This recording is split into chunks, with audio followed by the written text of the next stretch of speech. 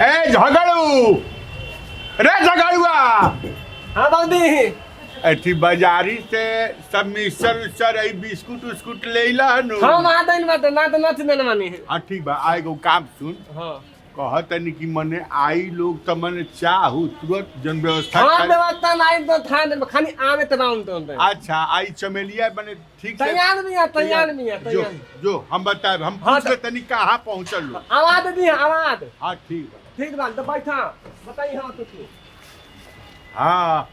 हाँ जी जी प्रणाम प्रणाम। कहाँ पहुँचनी सब है कहाँ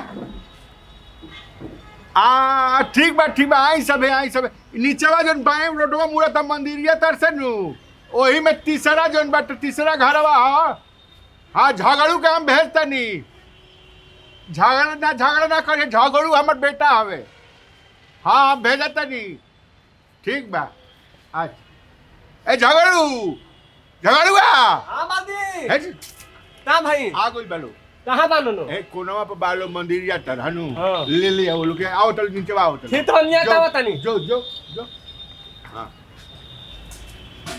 हे भगवान सब ठीक है ठग आवे तो जब सब ठीक है बात तो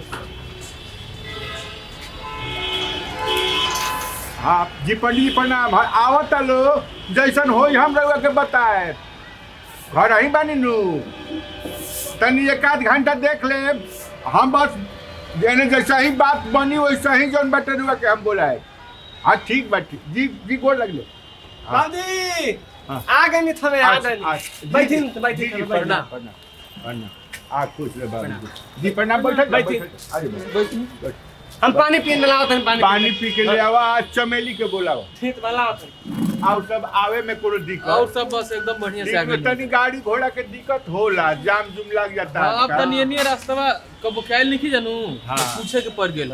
अरे हम तो काले हम फंस गए रहनी जगदीशपुर जात रहनी हाँ हाँ चले फंस गई बीच में जाम में बालू वाली ट्रक कुछ जन बाटे पहले बार दिन लागे चला जानता। हाँ कोई जाओ इसलिए नाश्ता से ले अच्छा और सब घर के सब ठीक ठाक और बा? सब ठीक बटे और आशीर्वाद अरे बा। कहानी हाँ गैया भी आई भी है कहत ले पड्डू मन हाँ गैया रे भी आई गेलू तो क्या कहत रहलो?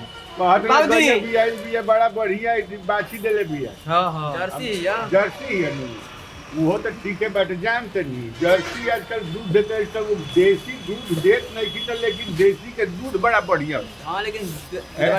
आमत या तमे नहीं नाश्ता ने ते बनाते ना अच्छा ठीक बा ठीक है बोला बोल दी हम बैठ दई ता हैं? बैठ दई रोको जा रहे व्यवस्था करा